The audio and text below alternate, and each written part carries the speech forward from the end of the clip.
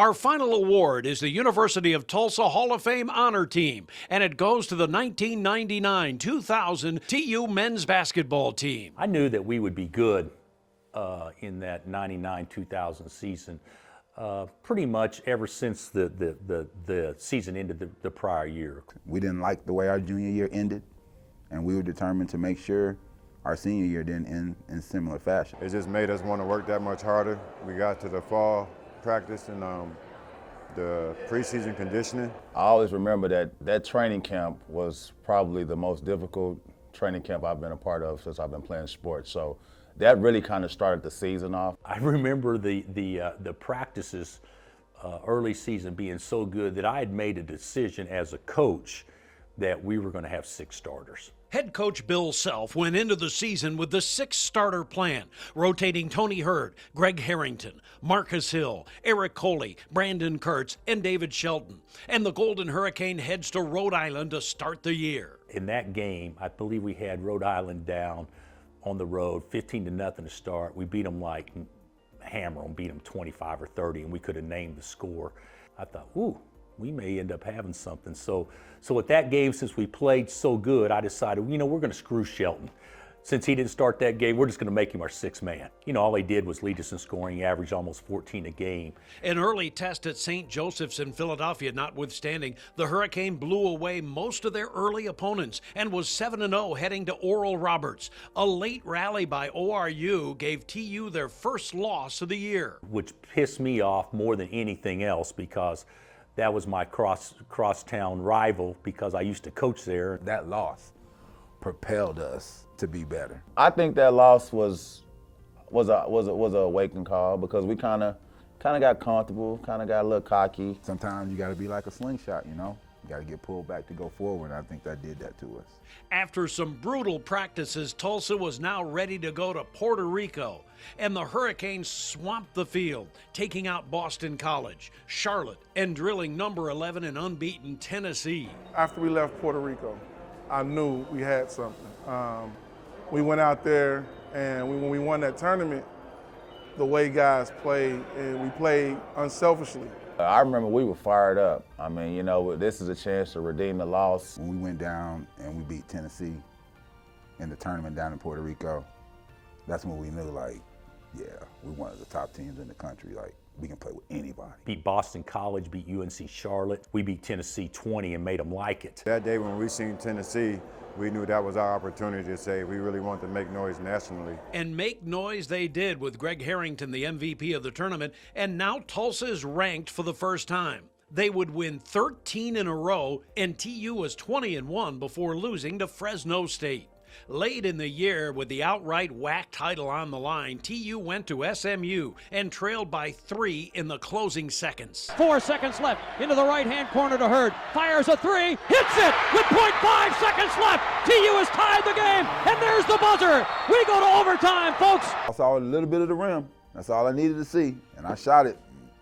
Now the rest is history. It went in, overtime, and we go ahead and take it in overtime. So Tulsa wins the WAC title, although they lost in the WAC tournament championship at 29-4 and ranked in the top 20. They were primed for the NCAA tournament. We had lost 4 games going into the NCAA tournament, all on the last possession. We could have been undefeated. In spite of that, the seed TU got was disappointing to say the least. What were we, a 7 seed? Disappointed as a 7 seed, pissed off because how could they disrespect us? Really? A 7 seed? All right. Once again, they don't believe in us. 7 seed, if that's where y'all want to put us, that's bad for the teams that are in our bracket because we coming.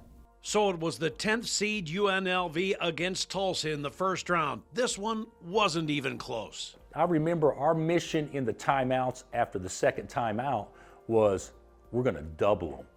We're going to double the score on these guys. If we're up 20, if they have 20, we have to have 40. If they've got 30, we have to have 60. And you know what? We did it. The final score was 89-62, an utter beatdown. And next it was big, bad Cincinnati, the Bearcats, the 2nd seed, and at one point number 1 in the country. The bad blood between the two teams started at warm-ups. Before the game started, we come out and they warming up on our end. So when we come out to shoot on our end, they just still standing around. Like, so, you know, we kind of had some words, and a couple of us threw a couple of their balls on the other end, told them to take their tails down there, and that really started the game before the game. It was funny to me because they thought they were going to just come out and bully us. Some of them said, like, Tulsa, where's that at? You know, like, man, we don't even know where Tulsa is. So y'all about to know. TU dominated this game early, but Cincinnati came back in the second half and they had a 5-point lead. And then the hurricane hit. Everybody put on a roll that was probably as good a basketball roll as we'd seen at Tulsa. And we go from being behind to up 10, and Cincinnati had no idea what actually hit them. A 14-0 run flipped the game, and Eric Coley and TU locked it down. Eric decided that day, you know, I think I'm gonna put my handprint on being one of the all-time greats at Tulsa, and he went out and got 16 and 16 against pros. For a native of Cincinnati, David Shelton, it was sweet. We wasn't supposed to beat them. We wasn't even supposed to be there. And nobody gave us a chance. But it felt good. It felt good at the end after the win, though. He became so emotional, and I'm like going, this is different, man. This is cool.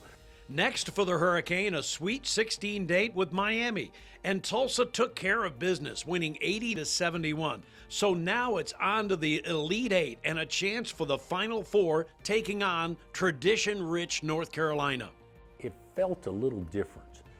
And we go into the game, and even though I think we were ready to play, I think it felt a little different. At the end of the day, that's the way the ball rolled, and you just have to accept it and appreciate the run. But we really could have got over that hump and made it to the four, but we just came up a little short. Knowing that we could have won that game, that was the hurt. It was just like 2 or 3 plays away from going to the Final Four. It was crushing because, you know, you guys had worked so hard for that. So the season ended 1 game short of the Final Four, but this TU team was special. Most wins in program history, best winning percentage, deepest run in the NCAA tournament, and now in the TU Hall of Fame.